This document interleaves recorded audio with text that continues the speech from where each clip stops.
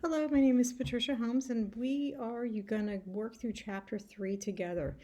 I have open two files, the end file, which is what your product should look like when you're done, and the start file, which is what we're going to start out with. But first, let's look at the end product. I have this open in the most current software of Adobe, which is available to you through Dianza. I'm going to come over here to the far right of the screen. I'm going to click the test movie icon. And we're going to look at the finished product of what we're getting ready to build for Chapter 3, which is animation. As you can see here, animation doesn't have to be graphics. It can be images that we import and we make a very dynamic website, for example.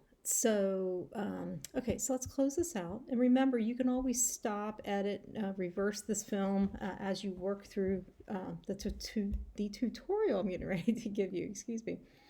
All right, so now we're going to click over here to the start file for Chapter 3, and it's quite empty, and we're going to build it up a little bit more.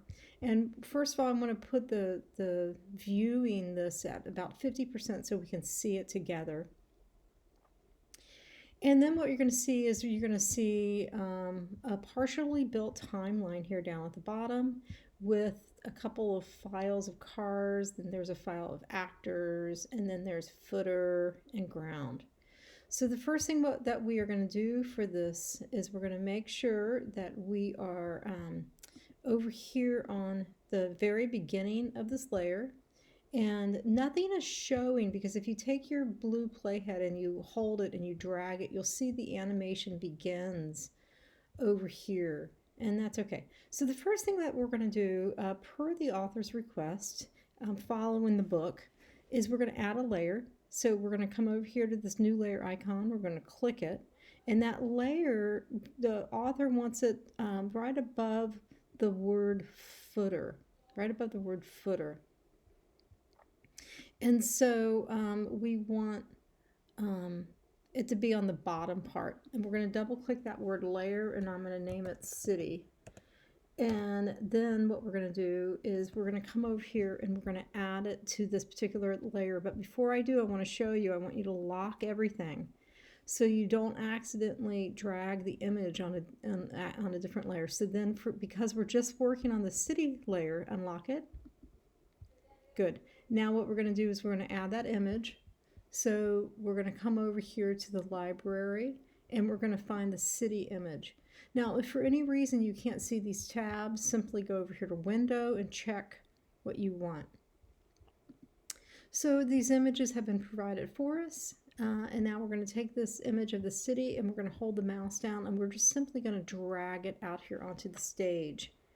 And now the author is asking us to go back to the Property tab. On the position size, we can move images around exactly. So the author is asking that the X is at 0 and the Y is at 90. So here we have, when we added that layer, it automatically consumed all the space here. Now what we're going to do is we're going to add a little bit of an animation to it. So click on the frame 1. And by the way, I want you to notice something. When we added that image, we were on frame 1. And when we added the image onto the stage, that black dot appeared. And that black dot is a keyframe.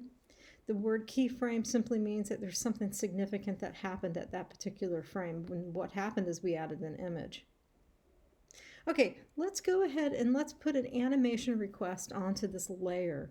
Go to Insert, Create Motion Tween, click that one, and we're going to get a request. And so let me just take a moment and explain this request. Let me read it to you. The selected item cannot be tweened. You must convert this to a symbol in order to tween it. Do you want to convert it? And we're going to, of course, click OK. But let me just explain to you what a symbol is again. If I haven't already. A symbol is a master copy that's stored in the library. So before we start animating things, the software is very smart. It wants us to save it, so we did. And now you'll see the yellow on this layer, which is indicating that it is animated. Now, The author is wanting us now to come over here to the very end of this, click on it, and position the image, the Y to 0. So bring it, so it's going to move it up a little bit. And in this kind of glow line is indicating that there's been a movement of the original position. Okay, good. Next, the author wants us to play around a little bit with with this animation layer that we just did. So first of all, let's test our movie. I'm going to hit play, and we're going to see the animation of the city slowly go up, and everything else that's been provided for us will play out, and then that's it. So we're going to, again, continue to build something. What the author is asking us to do now is to examine how we can take what we created and edit it, shorten it, lengthen it, etc. So I'm going to take my mouse, I'm going to put it right here at the very edge of the layer. I'm going to hold it down, and I'm going to drag it to frame 10. And then conversely, I can come over here. See, I accidentally moved it. I'm going to hit Control Z a couple of times. I'm going to back up. I'm hitting Control Z 3 times now. I'm going to back up to where we were. Okay. I'm going to grab the mouse, double hit it, and I'm going to hold my mouse down. I'm going to drag this to frame 10. Okay, now, I accidentally moved the layer. I want to make sure I didn't do that anymore. Okay, good. So now they all end at the same time. I'm going to click back, and you know, the author's saying, hey, look, you can drag this too. You can shorten that city image. And then the author's saying, shorten it, test it out. You'll see that the image goes away, then bring it back. So what I just want to make sure that you and I understand, part of the learning lesson, is that you can manipulate these layers to do a lot. Okay, now let's see. What else does the author want us to do on this? Adding frames. We already added what we needed to. And I already covered moving frames. That was a big discussion. And if you have the book, that was a big discussion about how we can move frames around, which we did. We moved this one to 10. Let's move keyframes. So I want to show you something. If you take this keyframe right here, see that little white box next to my mouse head?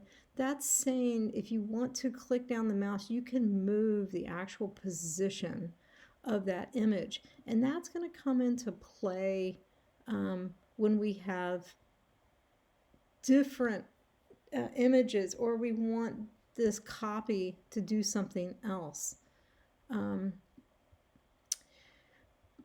I think I'm going to explain that a little bit further in the next chapter. Right now, what I want you to know is that you can actually grab onto these and move them as well if you want. So I'm going to hit Control Z. I'm going to go back to the way it was. Okay, so we are going to do more. We're going to add a car, and we're going to add the title. But to keep these videos short, I'm going to stop this part 1 and look for part 2 to continue this chapter. Okay, thanks for listening.